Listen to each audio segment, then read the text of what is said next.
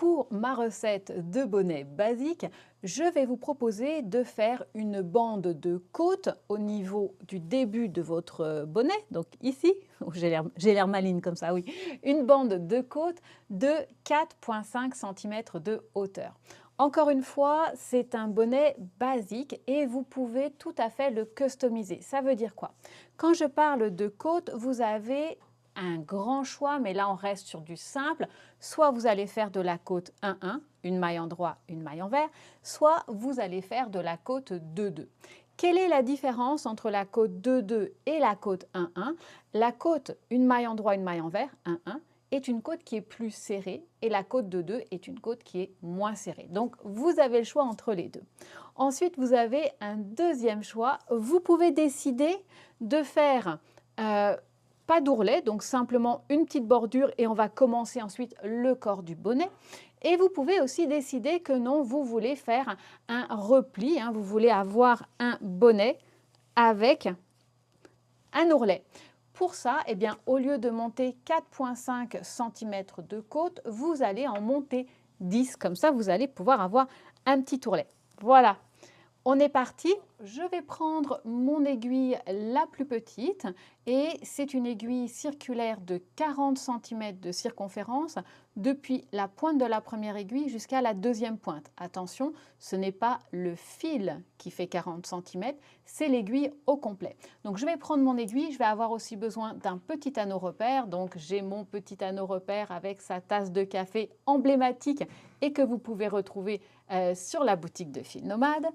Et je suis partie. Je vais utiliser un long tail cast on. C'est un montage que j'aime beaucoup, qui est simple à réaliser et qui est vraiment élastique. Donc on n'oublie pas, si vous utilisez le long tail cast on, vous allez vous réserver 3 fois la longueur de votre bonnet. Alors, un petit truc, regardez, ça va être simple. Hop, vous faites un bandeau avec votre fil. Voilà, ça fait très Woodstock. Et ensuite, eh bien, vous gardez 3 fois, voilà, hop là, 3 fois la longueur, c'est ici que je vais commencer. Je vais monter 88 mailles pour moi, donc je suis une taille small medium avec une circonférence de tête de 56 cm. Donc moi, j'ai monté 88 mailles, mais si vous faites un bonnet pour homme ou pour une circonférence de tête plus grande, dans ces cas-là, vous allez monter 96 mailles. Et je sais, vous vous dites, mais mon Dieu, est-ce que ça va rentrer sur ma tête? Cela a l'air tout petit. Oui, je vous le promets, si votre échantillon est bon, cela va fonctionner sur votre tête, d'accord? Donc, on ne s'inquiète pas. Ensuite, si vous avez fait un long tail cast on, vous vous retrouvez peut-être avec un long bout de fil. Alors, comment est-ce qu'on va le gérer? On ne le coupe pas à ras, surtout pas.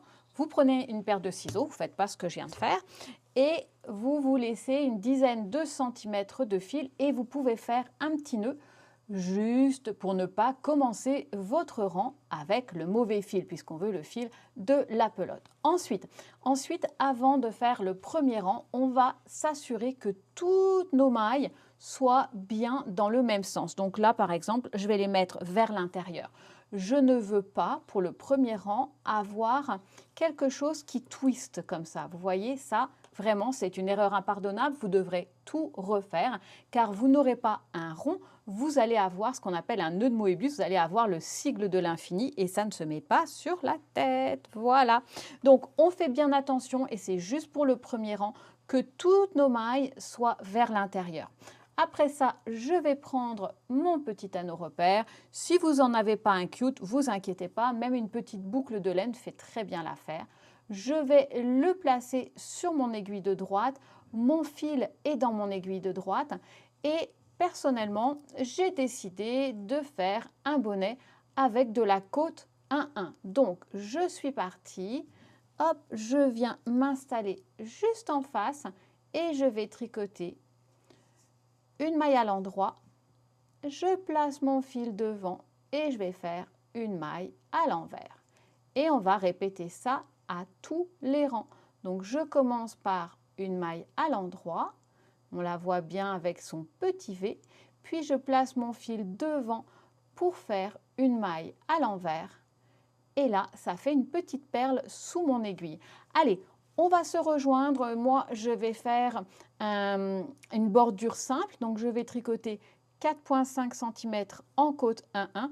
On se retrouve à ce moment-là. J'ai terminé les 4,5 cm de ma bordure que j'ai réalisée avec des côtes 1,1. Pour bien mesurer votre bordure sans tricher, on va respecter certaines règles. Premièrement, je dois me placer sous mon aiguille et non pas sur. Pourquoi? Eh bien simplement, les mailles qui sont sur mon aiguille, elles ne sont pas encore tricotées. Donc, on s'installe sous l'aiguille et ensuite, on regarde juste après le rang de montage. On ne doit pas prendre le rang de montage. Donc, vous voyez, mon 4,5, il s'arrête juste après le rang de montage ici. Qu'est-ce qui se passe si vous ne respectez pas ces règles? Eh bien, un petit peu de rang de montage, un petit peu d'aiguille, vous gagnez facilement un demi-centimètre.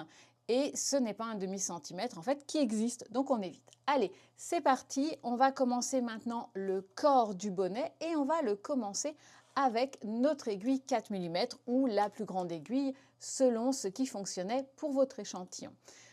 On va transvaser toutes les mailles de la petite aiguille sur la grande aiguille de la manière la plus simple, c'est-à-dire en les tricotant. Donc, je pique avec ma plus grande aiguille et je commence à tricoter. Et les mailles vont se transvaser les unes après les autres. Vous pouvez enlever l'anneau repère et le remettre à la fin du tour, ce n'est pas un problème. Et ça sera d'ailleurs une manière de ne pas le perdre. Alors, c'est parti, on se retrouve à la fin de mon tour.